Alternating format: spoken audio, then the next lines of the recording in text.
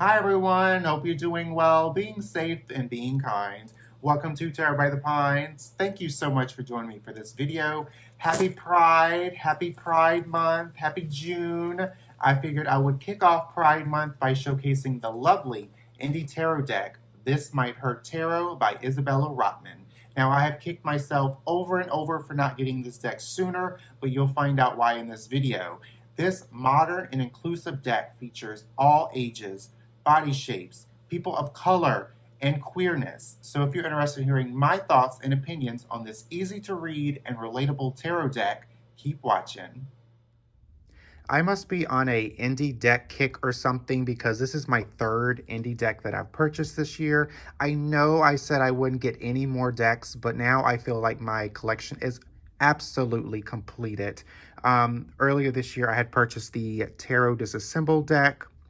Then I had purchased the Way Home Tarot, and now it is This Might Hurt Tarot. This deck has been around a while. I've seen it. I really avoided this deck because it has a lot of snakes in this deck. It has it on the box and some of the cards, and then on the back of the cards is a snake. Someone who has that phobia of snakes, I really avoided this deck, but I wanted a queer modern deck. This is by Isabella Rotman. It has a nice box. It is magnetic. You know, I love a magnetic box. It's very sturdy and it's hard. It's going to protect the cards. The back says, This Might Hurt Tarot is a modern deck in the Rider-Waite-Smith tradition, keeping time-honored symbolism and imagery, but losing the medieval context. This deck is designed to be both easy to read and highly relatable. Clothing and scenery are modernized. Diversity is embraced, and queerness is lovingly acknowledged. And the artwork is by, or the coloring is done by Addison Duke.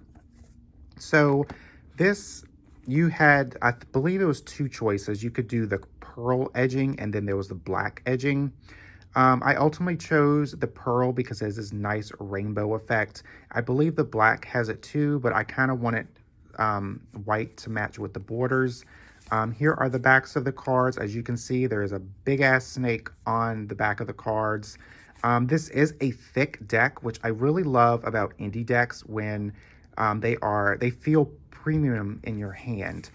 So if I pull open the Rider-Waite-Smith deck that I have, the Centennial Weight Edition, as you can see, it is just as thick as that, if not just a smidge thick. They are the average tarot size card.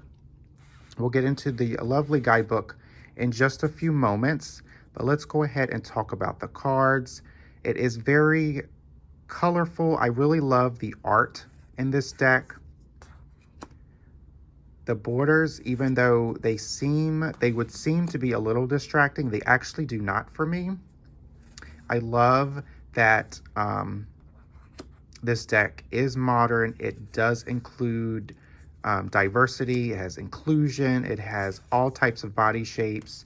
It has all different types of ages and sexual orientation. And this is one of my favorite lovers simply because the man is literally going into the girl. She is holding him. It's something that's really sentimental. And now that I just said that he was going into her, sorry, now that I heard that out loud, but I really enjoy the art of this deck. I kicked myself because I didn't get this deck sooner, just because I didn't like having snakes in my cards, but that's something I definitely got past once I had this deck in my hands. And if someone who is struggling with Roman numerals, they're gonna have just the numbers spelled out, which someone who is not very familiar with their Roman numerals, that is a plus.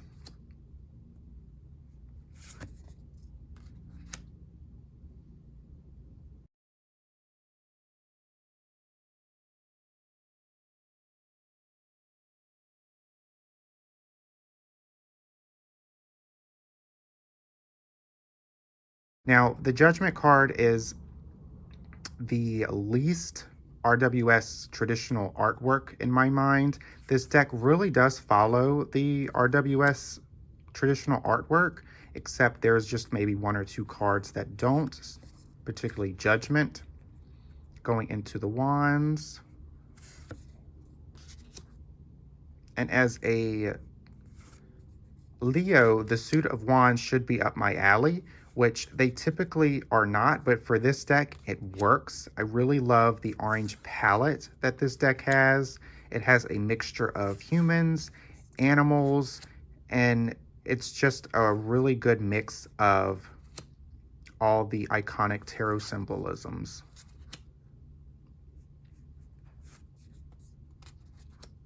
As you can see, it's very modern.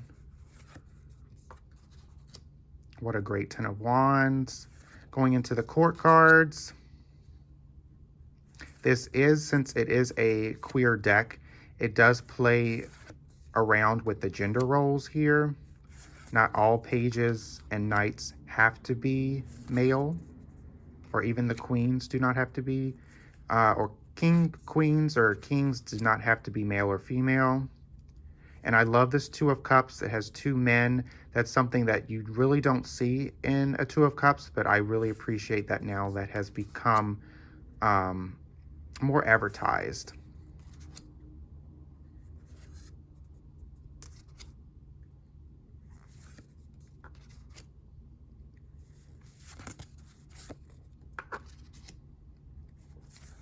And the cup suit is really well illustrated as well, just like the wands.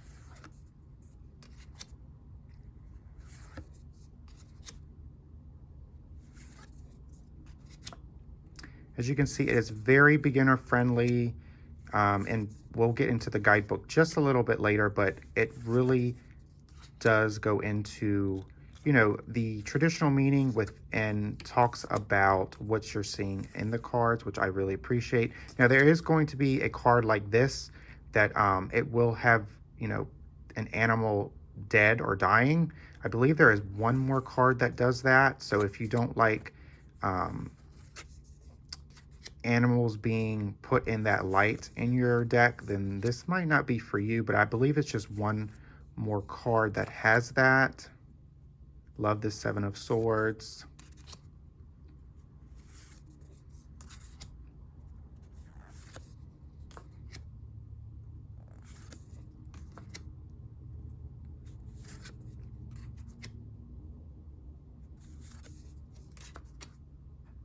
And I believe if you do not like the borders, you can actually just edge and trim them.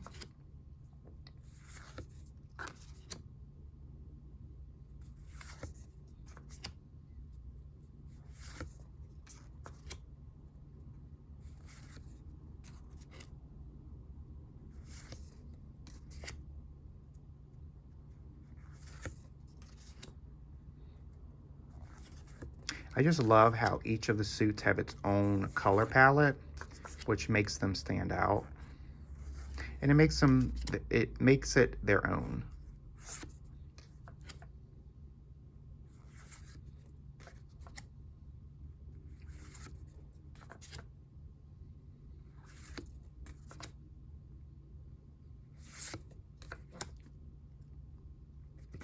All right, let's go ahead and give this deck a shuffle.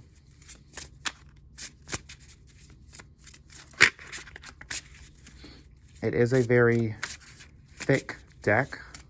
I shouldn't say very thick. It's heavier than, I guess, the average mass market deck. So this definitely does feel premium for an indie deck, which I really appreciate, like I said earlier.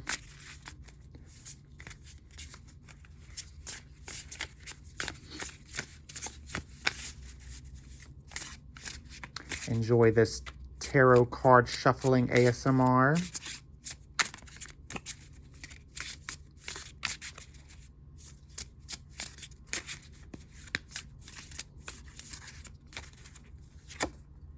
Six of Cups, one of my favorite cards in any deck.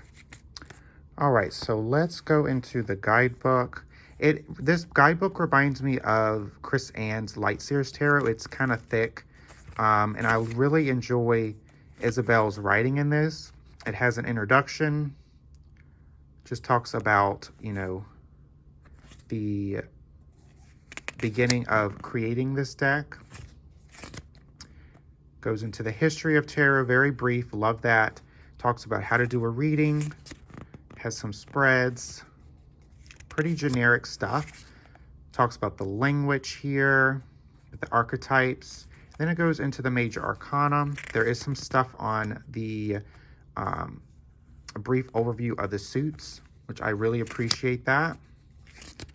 Goes into the actual numerology of the cards, and then talks about the court cards.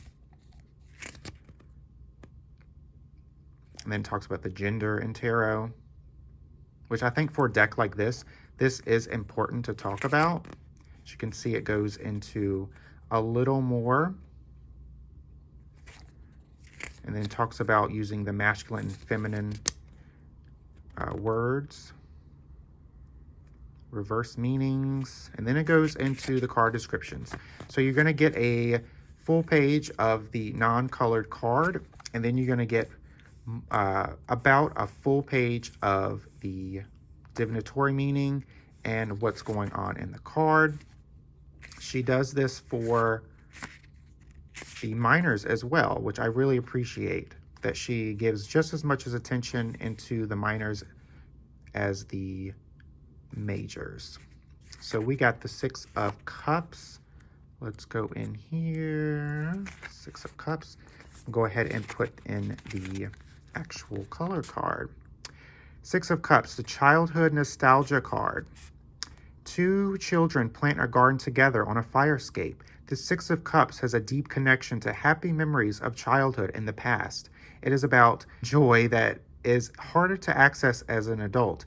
It's about a sense of wonder. When the Six of Cups pops up, it is often encouraging you to access this kind of delight again. Locate the kid inside yourself and look at the world with fresh, joyful eyes. In a more literal sense, the Six of Cups may be encouraging you to spend time with family or a specific friend from your past. When did you last feel childlike joy? Can you reach out to someone and reconnect? This card could also suggest engaging in simple, wholesome pleasures like potting flowers. I am often reminded that the Six of Cups is a context-dependent card. If your childhood was difficult, the Six of Cups may signify that childhood issues are rearing their ugly heads for you again. Try to remember how you have grown since then. Perhaps you didn't get to have much wonder as a child, but what's stopping you now? Really love the way this is written. It seems very conversational. It seems lighthearted. Even though this deck is called This Might Hurt, yes, tarot will hurt, but with this companion book to go with it, I feel like it just reads like a friend is speaking to you. And let me see if there's anything in the back. I don't think so. Just special thanks and bibliography and decks she was looking at while she drew this. Ooh, that's nice to have.